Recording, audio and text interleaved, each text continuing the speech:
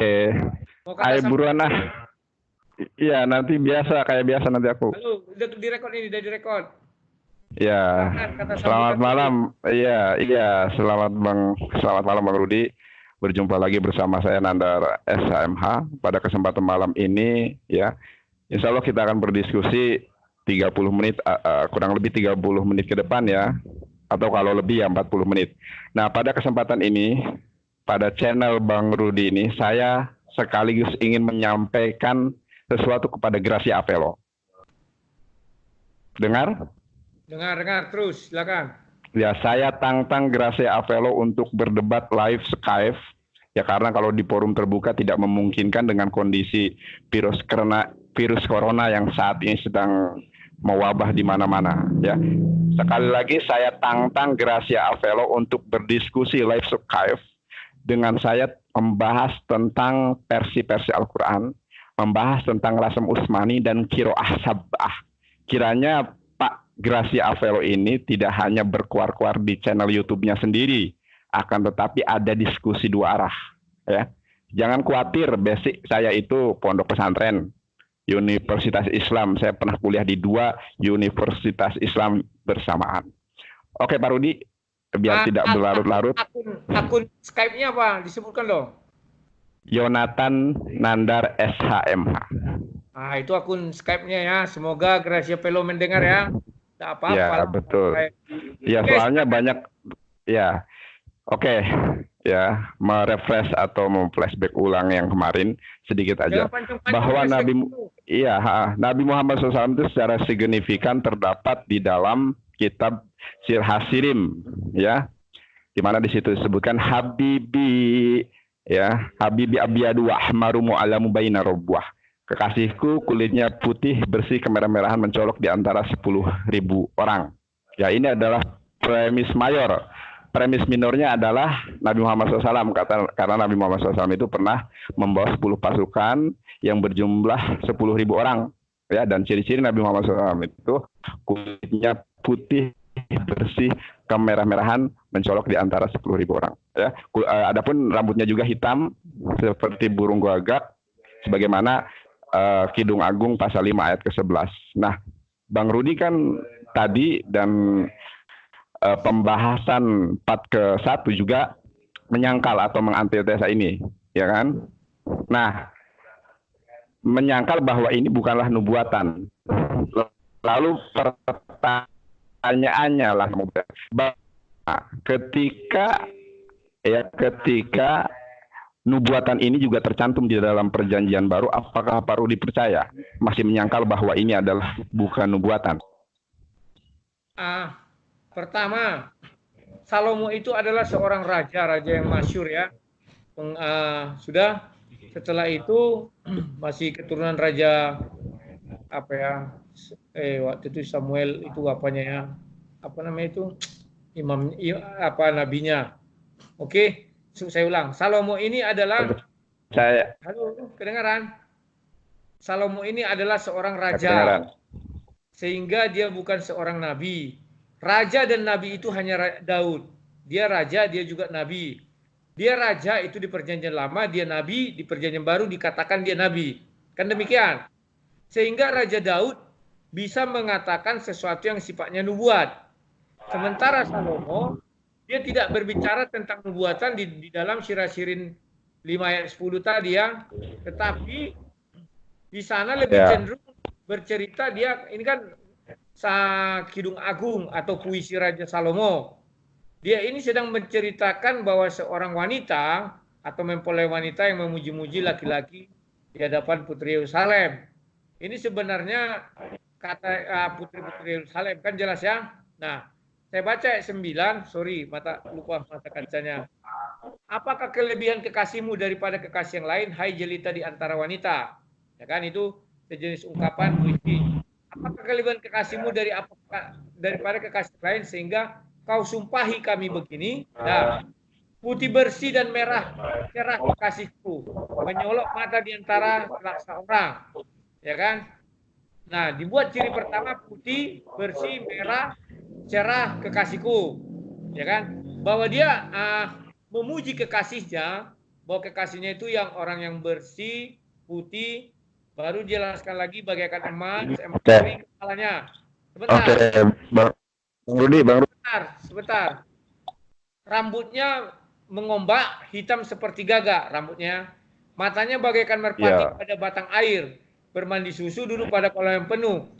Pipinya bagaikan bedeng rempah-rempah, petak rempah-rempah, akar bunga-bunga bakung, bibirnya bertetesan cairan mur, ya. Tangannya bundaran emas, perhiasan permata. Tarsis, tubuhnya ukiran dari gading, bertabu mata nilam. Jadi ini ungkapan apa kepada seorang kekasih atau siang.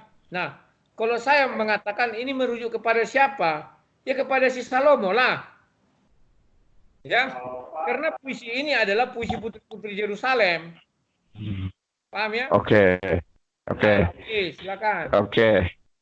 Justru kalau saya mengidentifikasi bahwa ini adalah Nabi Muhammad SAW karena bisa dibaca itu pasal 5 ayat ke-10, 11, 12, 13 itu justru ciri-ciri Nabi Muhammad SAW. Apalagi ayat ke-16-nya mengidentifikasi qomam taqimul Muhammadin jidudi wa jarai binat Yerusalem. Oke, saya rasa cukup ya ini. Nah, kembali ke pertanyaan saya. Bang Rudi menyatakan bahwa ini bukanlah nubuatan. Lalu bagaimana ketika ya apa yang disampaikan Salomo ini ada di perjanjian baru? Apakah Bang Rudi juga menyangkal bahwa ini adalah nubuatan? Yang dikatakan puisi Salomo ini kalau ada di perjanjian baru itu ibarat kata bukan merujuk ke situ loh. Paham ya? Karena ini seorang putri yang sedang memuja atau memuji kekasihnya. Siapa kekasihnya itu? Itulah Raja Salomo. Karena puisi ini adalah diciptakan atau dikarang oleh Raja Salomo. Silakan. Jadi Bang Rudi kan menolak Sir Hasirim 5 ayat 10, 11, 12, 13 itu bukan Nabi Muhammad SAW, sedangkan ayat ke-16-nya adalah mengidentifikasi bahwa itu adalah Nabi Muhammad. Pertanyaan saya, ketika ya pernyataan yang serupa disampaikan dalam kitab perjanjian baru, apakah Bang Rudi masih menyangkal bahwa itu Nabi Muhammad SAW? Pertama, yang tadi dulu, apakah menyangkal? Apakah menyangkal? Tunggu dulu, dengar dulu. Kan saya giliran menjawab atau dirimu yang mau menjawab. Nah, begini. Iya. Kita kembali lagi kepada kitab suci Al-Quran. Kalau mau bicara Muhammad, harus bicara kepada kitab suci Al-Quran. Ya, bahwa nubuatan Nabi Muhammad hanya ada dibilang Nabi Isa. Ya, nah, kalau dirimu mau mencari nubuatan Nabi Muhammad dalam Bible, paling itu pun cocokmologi jadi jatuhnya. Itu di Taurat, Zabur, Injil, 3 ini. Kalau kita bilang di kitab, kalau bagi kami kan ini kitab puisi Salomo tergabung di dalam Bible itu ya. Jadi di dalam kitab. Dirimu tidak bisa merujuk ke situ. Mengapa tidak bisa? Karena Allah tidak pernah mengatakan menurunkan kitab Kidung Agung. Sekalipun dirimu kemarin bilang sejenis apa ya? Sejenis hadis atau apa? Yang intinya bahwa Allah SWT tidak kenal sama namanya Salomo. Itu pertama. Yang kedua, tunggu dulu. Bentar, dirimu bilang ada di Injil. Di Perjanjian Baru. Perjanjian Baru perlu kamu ketahui, Allah SWT tidak pernah mengatakan penulis Perjanjian Baru atau Injil aja kita bilangnya. Penulis Injil itu adalah Matius, Markus, Lukas, Yohanes. Tidak pernah itu. Apalagi sampai kisah para rasul sampai Wahyu. Allah SWT tidak kenal yang namanya Matius, Markus, Lukas, Yohanes. Silakan. Jadi sekarang saya masih berkutat di dalam pertanyaan saya. Ketika ada ya pernyataan yang serupa sebagaimana Sir Hasirim pasal 5 ayat ke-10, apakah Bang Rudi masih menyangkal bahwa nubuatan Nabi Muhammad SAW itu benar-benar ada dalam Alkitab? Perjanjian Baru, saya belum sebutkan ayatnya. Saya tetap menyangkal dan mengatakan bahwa Nabi Muhammad tidak pernah dibuatkan di dalam Bible. Bukan hanya Sir Hasirim, tapi Bible keseluruhan. Coba sekarang Bang Rudi lihat ya kitab perjanjian baru yang sangat jarang sekali digunakan oleh gembala sidang ataupun pendeta untuk berkhotbah. ya. Biasanya kan mengutip, kalau Injil kanon kan hampir dikutip ya, Kisah Para Rasul, Galatia. Kira-kira apa? Kitab Perjanjian Baru yang apa ya, yang jarang sekali pakai gitu untuk berkhotbah, jadikan ayat-ayat emas. Kitab apa kira-kira? Saya nggak tahu. Bagi saya semua pernah dikhotbahkan. Apa? Sebutkan aja biar kita cari. Ya, Yudas pasal 1 ayat ke 14-15. Coba dibacakan, Bang. Yudas ini bukan Yudas murid Yesus pula ya, nanti salah-salah pula. Ya, pokoknya Yudas pasal 1 ayat ke 14 sampai dengan 15. Ya, 14-15. Apa mau dibuat situ? Coba dibacakan. Juga juga tentang mereka Henok, keturunan ketujuh dari Adam, telah bernubuat, katanya sesungguhnya Tuhan datang dengan beribu-ribu orang kudusnya, itu kan? Itu beribu-ribu atau 10.000? Beribu-ribu dengan orang kudusnya. Bang Rudi, benar 10.000 atau beribu-ribu? Itu beribu-ribu. Sebentar, hendak menghakimi semua orang yang betul sibuk Bang Rudi. Halo, ya, apa? Yang benar itu bukan beribu-ribu, tapi 10.000. Di sini beribu-ribu. Coba Bang Rudi punya versi lain nggak? King James Version itu 10,000, bukan beribu-ribu, tapi 10,000. Di dalam King James Version itu disebutkan 10.000 orang, bukan beribu-ribu. Coba Bang Rudi buka ya. Oke, anggap aja 10.000 terus. Iya. Terus apa? Karena apa namanya? Kalau kita merujuk ke bahasa aslinya Yunani, kan di situ disebutkan Kurios en hagios murias autos. Itu Tuhan atau Tuan junjungan itu datang membawa 10.000 orang, gitu. Akan menghakimi. Nah, yang mau ditanyakan apa? Jadi di mana letak kesamaannya? Saya belum lihat. Ayat 15. Letak kesamaan itu adalah Sebentar, ayat 15. Hendak menghakimi semua orang dan menjatuhkan hukuman atas orang-orang fasik. Karena semua perbuatan fasik yang mereka lakukan dan karena semua kata-kata nista yang diucapkan orang-orang berdosa yang fasik itu terhadap Tuhan. Mereka itu orang-orang yang menggerutu dan mengeluh tentang nasibnya, hidup menurut hawa nafsu, tetapi mulut mereka mengeluarkan perkataan-perkataan yang bukan dan mereka menjilat orang untuk mendapat keuntungan. Nah, sekarang apa hubungannya dengan kisah Kidung Agung tadi ayat 10? Penekanannya adalah pada Kurios en hagios murias autos, bahasa Yunani.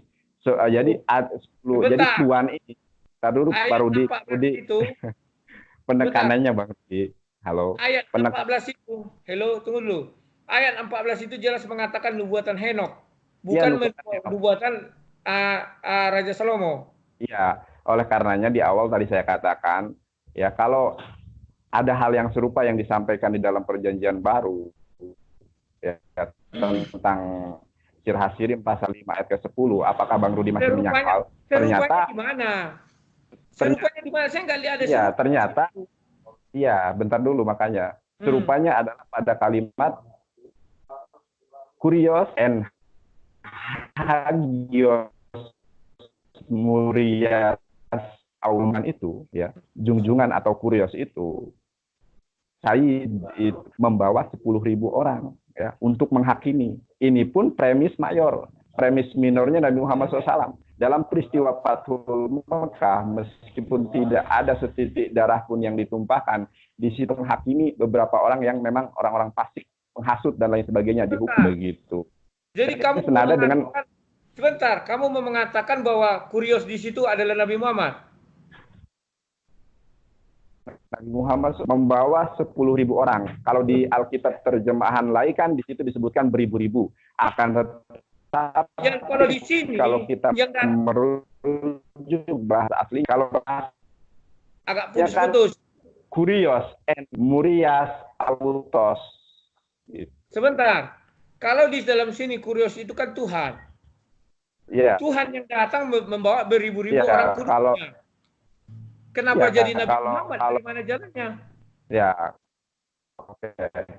Kurios itu kan bahasa Yunani yang bermakna junjungan, Tuhan ataupun Tuhan. Tetapi dalam konteks ayat ini, bagaimana Nabi Muhammad SAW bersabda, Ana syahidul anbiya wal mursalin. Aku ini adalah junjungan, tuannya para nabi dan para rasul. Syahidul anbiya wal mursalin.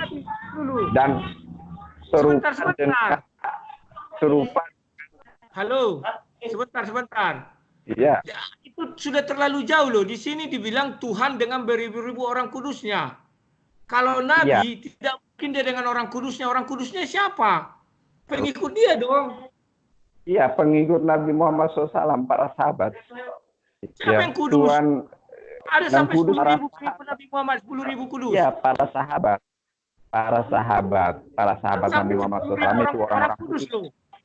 Orang kudus. Orang-orang kudus. Udah. Bukan orang Cirebon. Jadi gini Bang Rudi. Udah, kita selalu doain aja ya. Jadi entry point-nya itu adalah ya di dalam Judas 1 ayat 14 itu menyatakan nubuatan Henok kan. Dan nubuatan Henok ini serupa dengan Sirah Hasirin pasal 5 ayat ke-14 ayat ke-10. Bentar lu. Henok tidak sama dengan Salomo. Henok bukan Salomo loh. Nubuatannya hampir sama. Henok bukan Salomo. Kalau kamu mengatakan ini adalah nubuatan Henok, maka Kidung Agung itu bukannya nubuatan Henok, tapi itu ucapan Raja Salomo. Jadi, itu sudah dua orang yang berbeda. Nah, makanya saya beratkan begini Bang Rudi. Kan nabi-nabi sebelum Nabi Muhammad SAW itu telah menyatakan ya perjanjian dengan Allah akan turunnya Nabi Muhammad SAW. Jadi bukan hanya Solomon. Jadi nabi-nabi yang lain pun menyatakan demikian. Oleh karenanya ada kesamaan ya. Di dalam Judas 1 ayat 14 menyatakan nubuatan. Di dalam Sirah terlalu dipaksakan sekali. Sebentar dulu. Kenapa terlalu dipaksakan sekali? Saya heran. Harusnya itu tidak. Bukan dipaksakan. Dipaksakan sekali dong. Persis ada di flashdisk gua, ntar dulu. Foto lu ada di flashdisk gua. Apa itu lagi lihat foto? Iya, itu ada yang ini. Ada. Oke, Bang Rudi. Jadi ini hampir serupa dengan Sirah Hasirin pasal 5 ayat ke-10, sama-sama menubuatkan tentang seorang nabi yang membawa 10.000 orang.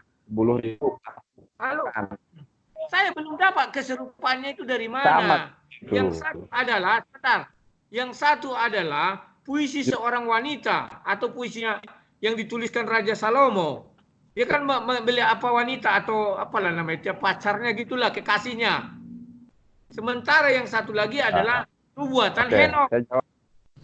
Bedakan Henok dengan Salomo loh. Iya, saya tahu Bang Rudi.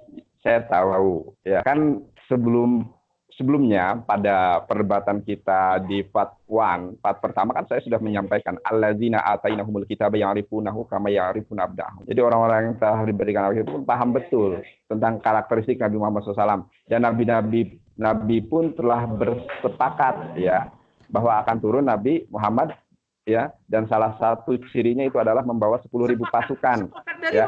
Dan Solomon menubuatkan di dalam Sirah Hasirin. Jadi Sirah Hasirin pasal 5 ayat ke-10 itu bukan hanya puisi seorang. Di Al-Qur'an hanya Nabi Isa yang menubuatkan kedatangan Nabi Muhammad. Terus sepakat dari mana? Saya heran ini. Bukan hanya Nabi Isa. Kan sudah saya ulas di pembahasan yang pertama pada diskusi kita yang pertama. Dengar dulu. Sekarang kita kan bicara Nabi Muhammad. Nabi Muhammad adalah pembawa ajaran Islam dan menerima kitab yang namanya Al-Qur'an. Maka di Al-Qur'an itulah disebutkan akan datang seorang nabi yang namanya Ahmad. Nah, misalnya Raja Salomo, dia mengatakan siapa yang datang? Namanya apa? Apakah namanya Ahmad juga atau Muhammad? Oke, jadi Bang Rudi kan menolak, mengantitesa. Tetapi ayatnya kan jelas.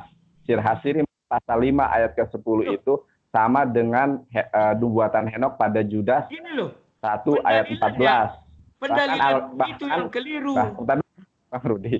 Ntar dulu, oke, nanti nggak apa-apa, biar orang lain menilai. Ya, ada kesamaan ya nubuatan Henok dengan nubuatan Solomon. Apalagi kalau Solomon itu kan secara signifikan disebutkan di dalam ayat ke-16-nya. Iqomam takim Muhammadin jituti wajari bin Yerusalem. Hampir serupa. Ini premis mayor. Begitupun Judas 1 ayat ke-14-15 premis mayor. Ya, premis minornya adalah penggenapan Nabi Muhammad SAW ketika peristiwa Fathul Mekah, di mana Nabi Muhammad SAW menghakimi beberapa orang fasik yang telah disebutkan Alkitab. Pasti menyangkal. Halo. Masih menyangkal Bang Rudi? Masih. Saya hanya heran kenapa terlalu dipaksakan. Sebentar dulu. Bukan terlalu dipaksakan. Dasar iman Muslim itu apa? Al-Quran. Dan di dalam Al-Quran nubuatan itu hanya Nabi Isa yang mengatakan. Itu kan dia dibukakan rahasia sama Allah. Gimana kita? Oke. Jadi Bang Rudi menolak. Contoh sebentar. Kita memaksakan sesuatu itu tidak baik, ya kan? Sekarang dari Kideng Agung sama Yudas itu kesamaan kalimat pun tidak ada, hanya ada kata perkataan. Makanya saya bilang oke lah kau anggap 10.000, silakan. Hanya karena ada kata laksa dan 10.000 lantas sama. Sudah. Yang kedua, kamu bilang karena kedua itu sama lantas merujuk kepada Nabi Muhammad. Kan aneh, unik. Henok, tunggu sebentar. Henok kalau sebentar. Henok di dalam Muslim apa namanya? Idris ya? Sudah, jangan nanti melebar nanti. Itu pembahasan nanti Bang Rudi bertanya kepada saya. Ini kita perlu. Kenapa saya katakan demikian? Agar kita tidak sesat pikiran di sini loh. Kenapa saya katakan kita sesat pikiran sekarang? Gini, Bang Rudi, saya hanya ingin kita berprinsip mengacu pada silogisme, atau kalau di dalam Islam ilmu mantek, atau dalam Alkitab itu kan ada kritik teks ya, atau ilmu hermeneutika. Nah, ini oke lah kalau Bang Rudi masih menyangkal saya sudah Bang Rudi, ilmu ini biar tidak bisa seperti itu misalnya loh. Karena ada terjemahannya translate-nya begini, langsung kita tuduh kayak gitu. Contoh nih, semua Nabi kata orang kan adalah beragama Islam karena artinya Islam berserah diri. Ya nggak bisa begitu. Jadi saya juga Islam, saya kan berserah diri. Bang Rudi. Begitu. Stop Bang Rudi. Ini sudah sebentar. Cara melihatnya seperti ini. Kita misalnya bicara tentang Nabi Muhammad. Maka Nabi Muhammad itu dia datang menerima wahyu Allah namanya Al-Quran. Kita carilah pertama sekali di Al-Quran. Bang Rudi. Nah. Bang Rudi, Bang Rudi menolakkan, mengantitesa ini. Sedangkan saya acuannya itu silogisme dan ilmu mantek, kritik teks ya. Bahkan di situ tadi ada kesalahan terjemahan dari Lai. Sementara di dalam Alkitab berbahasa Ibrani itu kan kurios en hagios murias autos, artinya itu 10.000. Kenapa di situ diartikan beribu-ribu? Sedangkan di dalam King James itu 10.000. Dirimu bilang lagi dalam bahasa sebentar. Dirimu bilang lagi dalam bahasa Ibrani. Tahu nggak kenapa perjanjian baru itu dalam bahasa Yunani? Udah jangan melebar kemana-mana, masih ada pembahasan lain. Bilang ini kita jadi rancu. Rudi, ditolak. Bang Rudi kan menolak. Saya lanjutkan ya. Udah anggap angin laut saja. Ya, karena Bang Rudi mengakui bahwa nubuatan Nabi Muhammad SAW itu hanya melalui Isa. Ya, kita sekarang berlanjut kepada nubuatan Isa ya. Di dalam surat As-Saff ayat ke-6 dan ini berkorelasi berkesesuaian dengan Injil Yohanes pasal 14 ayat ke-16 di mana Yesua Hamasiah mengatakan Los Periklitos Dinomisu ya. Rasulullah Isa alaihissalam menubuatkan tentang Periklitos atau Paraklitos itu orang roh kebenaran, itu adalah Nabi Muhammad, karena Periklitos atau Paraklitos itu senada dengan Ahmad dalam bahasa Arab begitu. Ini juga menyangkal. Coba buka Yohanes pasal 14 ayat ke-6. Injil Yohanes pasal 14 ayat ke-6 Bang Rudi. Saya baca, ya kan? Dari ayat 5, kata Thomas kepadanya, Tuhan, kami tidak tahu kemana engkau pergi. Jadi bagaimana kami tahu jalan ke sana? Kata Yesus kepadanya, aku jalan kebenaran dan hidup. Tidak ada seorang pun yang datang kepada Bapa kalau tidak melalui aku. Ayat mana ini? Yohanes pasal 14 ayat ke-16, bukan ke-6. Oh, 16 Bang Rudi. Ayat ke-16 ya. Aku akan minta kepada Bapa dan ia akan memberikan kepadamu seorang penolong yang lain supaya ia menyertai kamu selama-lamanya. Heran saya, kayak mana kamu bisa mengatakan ini merujuk kepada Nabi Muhammad? Ya, karena kenapa? Kan bahasa Yunaninya los periklitos ya, denomisu ya. Paraklitos atau periklitos itu kan senada dengan Ahmad dalam bahasa Arab. Dan di dalam Al-Qur'an, tar dulu Bang Rudi, tar dulu jangan di ini dulu, jangan dipotong dulu. Iya. Ya.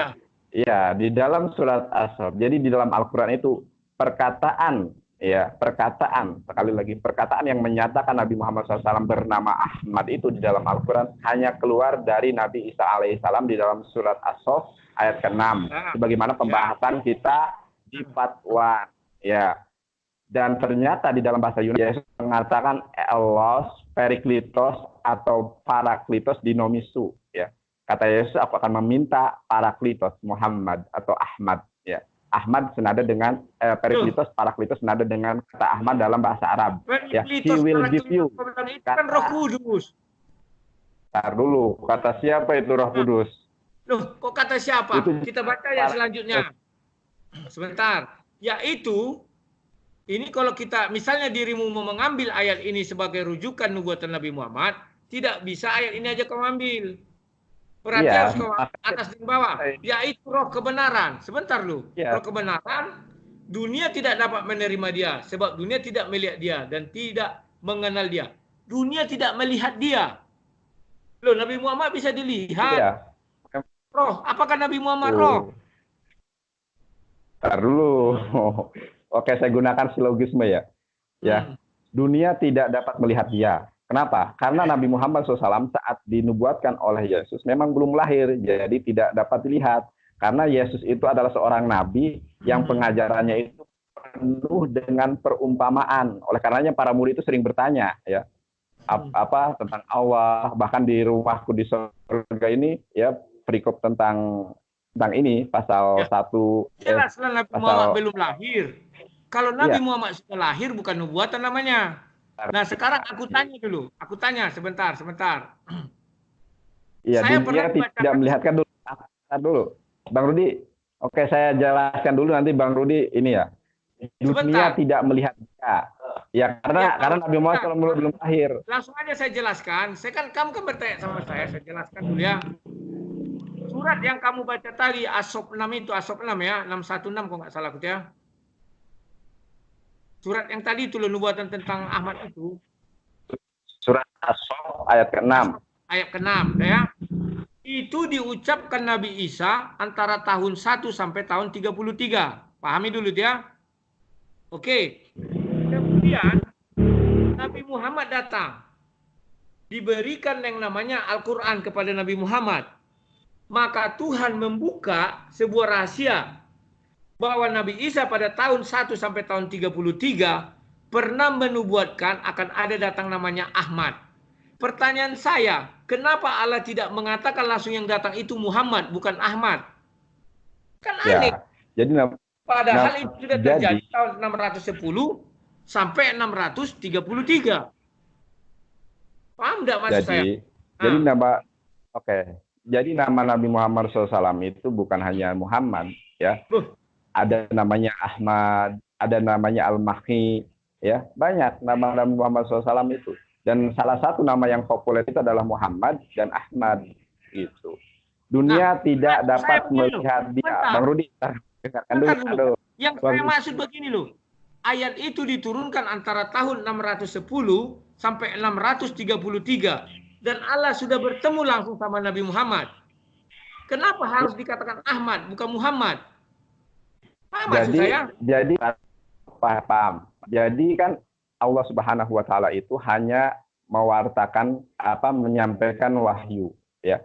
Wahyu yang mengutip perkataan Isa di dalam Injil gitu.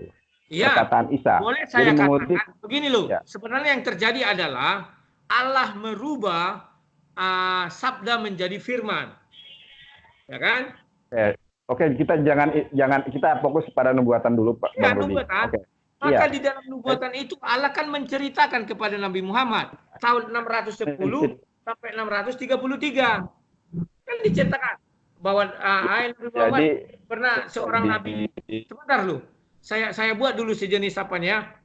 Hai Nabi Muhammad, bahwa pada zaman dulu ada namanya Nabi Isa. Nabi Isa sudah menduakan akan datang seorang nabi yang namanya Ahmad. Loh, Bang Rudi. Ntar dulu.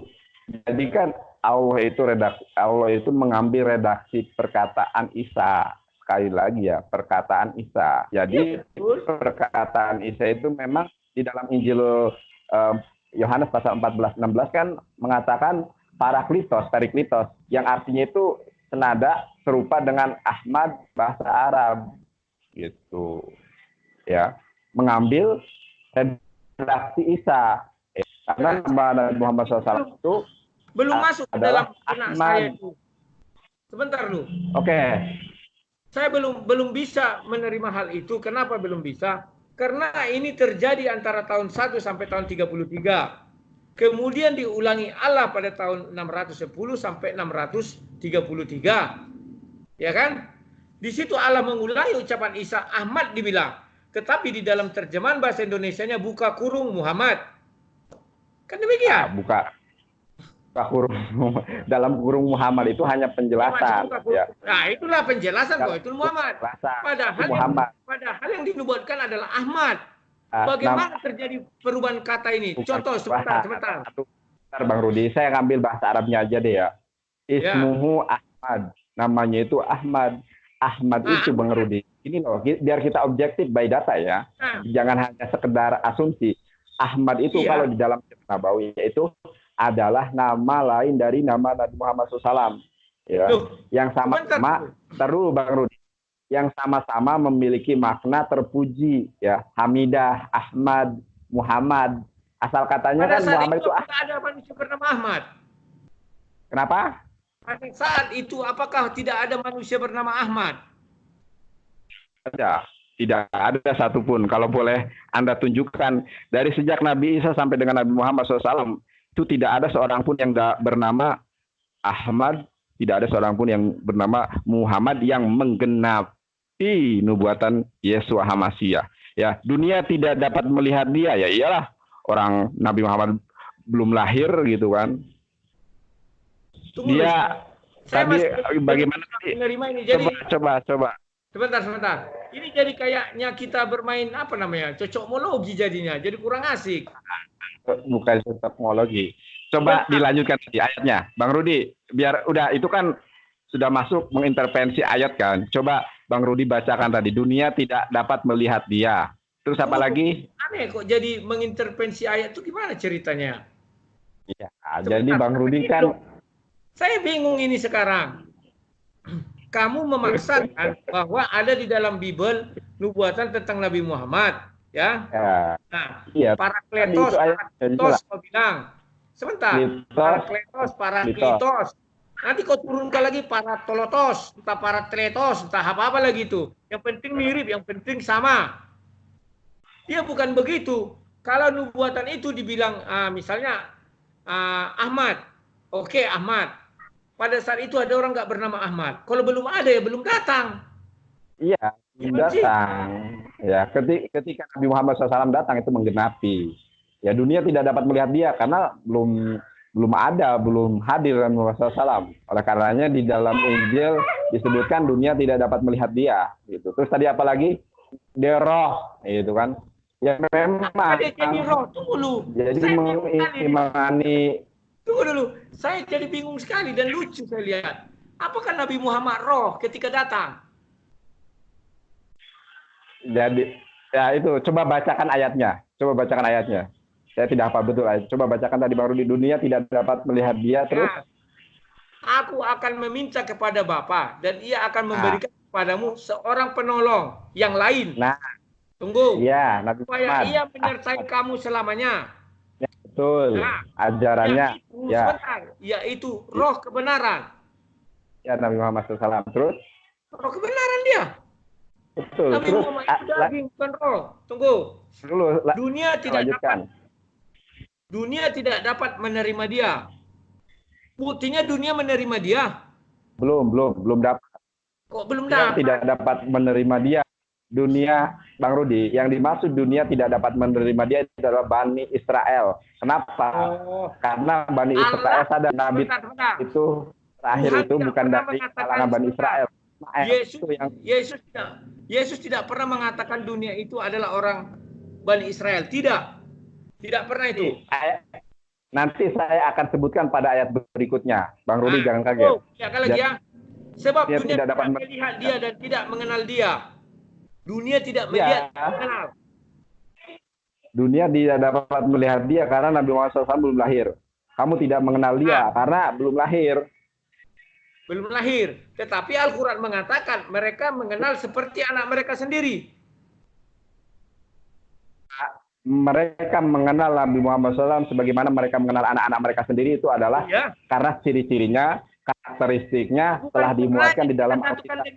Loh, kita satukan dengan pernyataanmu bahwa mereka tidak mengenal, kau bilang. Padahal Al-Quran mengatakan mereka mengenal. Sudah terbalik kan? Mengenal di sini dalam arti melihatnya secara langsung, secara fisik gitu. Karena Nabi Muhammad SAW gini Bang Rudi, jadi Yesus itu kan dia pengajarannya itu penuh dengan perumpamaan. Oleh karenanya kita harus menggunakan ilmu mantek. Ya kalau dalam Islam, ilmu mantek itu ilmu silogisme. Sudah, kita lanjutkan ayat berikutnya. Selanjutnya. Tetapi kamu mengenal dia. Mana lagi? Kamu mengenal dia. Ya, kamu mengenal dia. Mengenal karena nubuatan Nabi Muhammad SAW itu telah dijelaskan di dalam perjanjian lama oleh sebab ia menyertai kamu dan akan diam di dalam kamu. Nabi Muhammad diam di dalam kita. Sejak kapan? Muhammad SAW itu diam di dalam para murid, di dalam orang-orang yang mengimani. Diam apa? Kalau Roh Kudus, Yesus mengatakan Roh Kudus, Yesus diamnya di mana? Di dalam hati. Bagaimana masih? Sebentar. Putus-putus, sorry. Kalau Yesus, langsung ke entry point. Halo. Kalau Yesus mengatakan diam di dalam kamu, memang betul Roh. Roh Kudus namanya, Roh pengajar, pembimbing. Oke. Kalau justru Bang Rudi, kalau mengatakan bahwa Periklitos itu adalah Roh Kudus, akan implikasinya itu akan terjadi keganjilan. Kenapa? Roh Kudus tidak pernah mengajarkan segala sesuatu. Itu yang pertama. Yang kedua adalah mengajarkan segala sesuatu. Contoh nih, menurut orang Kristen, kami bisa memikirkan yang baik dan yang jahat itu. Yang baik semua dari Tuhan. Karena ada roh di dalam kami. Segala sesuatu dimaksud itu tentang firman Tuhan. Itulah gunanya Roh Kudus datang. Tidak per zaman dulu ketika sekarang tidak ada sekolah ya. Zaman dulu kan tidak ada sekolah. Sehingga orang membicara firman Tuhan dari mana? Ya tuntunan Roh Kudus. Kalau benar itu Roh Kudus dan mengajarkan segala sesuatu, tidak mungkin ada timbul berbagai denominasi sebagaimana yang disebutkan Bang Rudi di dalam status Facebook tentang KKR lah, tentang minyak urapan lah dan lain sebagainya. Dan satu hal lagi Bang Rudi, tolong dengarkan saya terlebih dahulu ya. Roh Kudus itu telah ada jauh-jauh hari. Roh Kudus itu jauh-jauh hari telah ada sebelum nubuatan ini. Sebentar.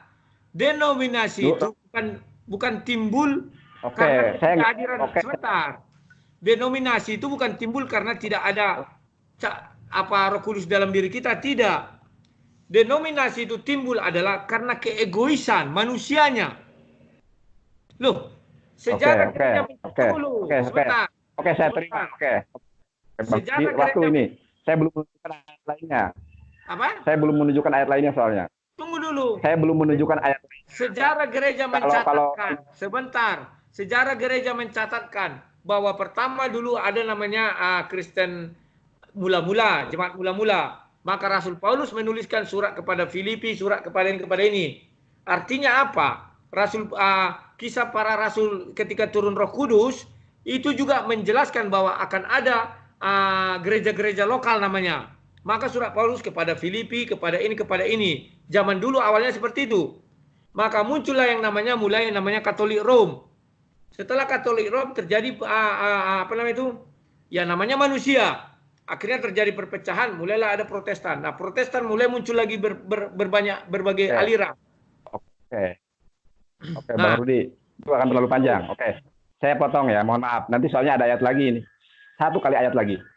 Ya. Sebentar. Kita 10 menit lagi ini, karena terus bentar dulu, lagi. Karena ini sudah Bang Rudi. Oke, makanya 10 menit lagi kan. Ya. Kalau ini dipahami sebagai dipahami sebagai Periklitos, sebagai Roh Kudus itu telah hadir bahkan di masa awal-awal penciptaan. Roh Allah, Roh Kudus telah melayang-layang di atas air. Kemudian ketika Elizabeth mengandung Yohanes Pembaptis, Roh Kudus telah menaungi, telah memberikan fungsi dan perannya. Ya. Tetapi Roh Kudus, ingat, sebentar. Memberikan ingat di Kejadian 6, sebentar. Di Kejadian 11 bahwa Allah mengatakan, aku menyesal melihat manusia ini, maka rohku tidak selamanya lagi dalam diri manusia. Artinya roh itu sudah ditarik Allah pertama ya. Nah, tapi datang lagi di zaman Yohanes. Yohanes kan dipenuhi Roh Kudus. Sebentar dulu, baru ketika Yohanes kan itu sudah dinubuatkan Nabi Yesaya adalah membuka jalan bagi Tuhan. Maka Tuhan mengutus lagi rohnya ke dalam dunia ini untuk membuka jalan bagi Tuhan. Itulah Yohanes pertama, baru Yesus. Hanya 2 orang itu. Bahkan ketika Yesus dibaptis itu ada Roh Kudus. Jadi tidak mungkin Yesus meminta sesuatu yang telah ada eksistensinya. Tuh, oke. Ada dari dulu, tapi tidak diberikan kepada semua manusia. Oke, kalau maka dimintakan Yesus lah. Paham. Sebentar. Ya, oke. Maka dimintakan saya ingin menjelaskan roh itu hadir. Udah, Bang Rudi kan menolak. Bang Rudi menolak kan ayat ini. Coba kita lihat nubuat di dalam ayat lain. Ini yang terakhir karena waktu kita pun sudah mendekati detik-detik akhir. Ya, coba lihat Injil Matius pasal 21 ayat 41. Oh, Matius 21.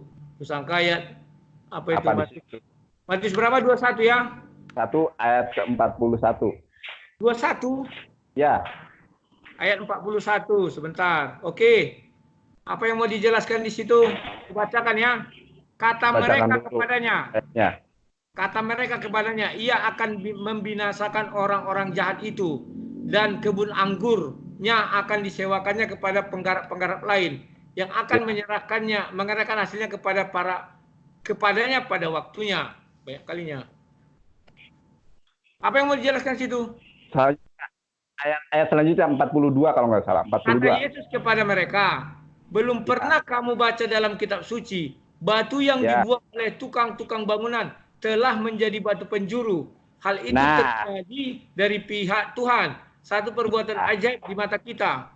Nabi Muhammad SAW itulah batu penjuru, ya. Atau dalam bahasa Arab itu labinah, ya. Labinah itu dalam bahasa Arab, dalam bahasa ininya batu penjuru. Kata Rasulullah SAW di dalam sebuah hadis yang sahih, perumpamaanku dengan nabi-nabi sebelumku seperti seseorang yang membuat rumah yang begitu mewah, yang begitu bagus, kemudian orang-orang mengitari rumah tersebut, ya, seraya berkata, indah sekali rumah ini, ya. Akan tetapi sayang, ada batu kosong. Andai saja batu kosong ini diisi oleh batu penjuru atau labinah, kata Rasulullah, akulah batu penjuru itu, akulah labinah itu, akulah Sayyidul Anbiya wal Mursalin. Di dalam Al-Quran apa itu batu penjuru? Saya tanya dulu. Di batu penjuru itu dalam, ini kan hadis menyampaikan hadis kan. Rasulullah SAW itu bersabda. Ntar dulu Bang Rudi, masih belum selesai. Rasulullah SAW kan bersabda, akulah batu penjuru itu, akulah Sayyidul Anbiya wal Mursalin, ya. Akulah junjungan para rasul, akulah khotamin nabiin, akulah penutup para nabi, akulah labinah itu. Kata Yesus kan tadi jelas, batu yang dibuang oleh tukang bangunan, siapa lagi batu yang dibuang oleh tukang bangunan? Itu Bani Ismail, ya, akan menjadi batu penjuru Nabi Muhammad SAW. Dan kalau kita membaca ayat 43-nya, coba dibaca. Oleh sebab itu, kerajaan Allah akan diambil daripada kamu. Kerajaan Allah itu syariat loh. Ajaran. Coba. Kerajaan. Makanya tadi dunia tidak dapat dimatikan karena Bani Israel itu kecewa. Kenapa Nabi akhir zaman kok turunnya dari bangsa. Ayat 44. Oleh sebab itu, halo Bang Rudi. Ya. Oleh sebab itu kerajaan Allah akan dicabut dari kamu. Berapa? 43 itu ayat lanjutannya. Oh, lanjutannya. Oke, aku bacakan ya. Sebab itu aku berkata kepadamu bahwa kerajaan Allah akan diambil daripadamu dan akan diberikan kepada satu bangsa yang menghasilkan buah kerajaan itu. Nah, itulah Islam, itulah bangsa Arab, itulah Nabi Muhammad SAW yang menghasilkan dari buah kerajaan Allah itu, yang akan menyertai kepada manusia selama-lamanya sampai akhir zaman, sampai dengan Yesus Al-Masih turun lagi ke dunia untuk Pak Rudi dan teman-teman Pak Rudi. Tunggu dulu. Batu penjuru di dalam Islam apa? Saya mau tanya dulu. Batu penjuru di dalam Islam itu labina, sebagaimana sabda Nabi Muhammad SAW dalam sebuah hadis. Tunggu dulu. Ini kau bilang nubuat. Nubuat tidak bisa sabda, tetapi harus firman Tuhan. Di mana itu terdapat? Ini kan Yesus yang menyatakan, ya kan? Apa? Ya. Tadi apa? Di mana? Di dalam sebentar dulu. Di dalam Al-Qur'an dibilang Nabi Isa berkata tidak ada batu penjuru, tetapi namanya Ahmad. Nah, saya kan mengutip Injil Matius pasal 42 tadi kan. Kan sudah saya bilang, Allah SWT tidak pernah mengakui bahwa penulis Injil itu adalah Matius, Markus, Lukas, Yohanes. Tak ada itu. Ya, ini kan mengkorelasikan. Tadi kan sudah di awal saya menggunakan silogisme dan cocokologi. Bang Rudi berkesesuaian. Coba terserah nanti netizen yang menilai, ya kan? Ya, di situ kan disebutkan Allah sudah mengatakan di dalam surat As-Sof tadi ayat 6. Apa katanya? Akan ada datang Nabi namanya Ahmad. Bukan dibilang akan ada batu penjuru begini-begini. Kalau itu ada batu penjuru, baru kita bisa merujuk kepada batu penjuru ini. Jadi surat Al-Ghafir ayat 78 itu tidak mengisah tidak semua kisah para nabi, perkataan para nabi dinukilkan di dalam Al-Qur'an. Ini buatan bukan sabda, tetapi harus firman Tuhan. Beda nubuatan dengan sabda. Yesus jelas tadi mengatakan, ya kan, batu yang dibuang oleh tukang-tukang bangunan akan menjadi batu penjuru. Ini adalah perumpamaan Yesus, ya kan? Dan kerajaan, oleh sebab itu kerajaan Allah akan diambil daripadamu. Syariat Islam, ya, syariat ajaran Yesus itu akan ajaran yang diemban oleh Bani Israel itu akan diberikan ke bangsa lain dan akan menghasilkan buah kerajaan itu, yaitu Islam. Islamlah ya yang sampai detik ini konsisten pegang ajaran. Kenapa harus kamu mengatakan Islam? Padahal agama sebelum Islam ada. Coba Bapak Bang Rudi Yohanes, slow down Bang Rudi.